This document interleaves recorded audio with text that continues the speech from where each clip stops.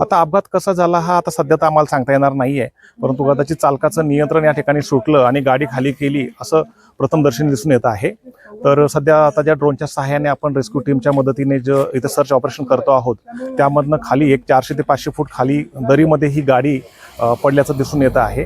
त्यातनं आता 4 जे आहेत डेड बॉडीज आपल्याला त्याच्यात दिसून येत आहेत। सध्या रेस्क्यू टीम त्यांना वर घेऊन यायचं काम आणि शोधण्याचं काम करत आहे।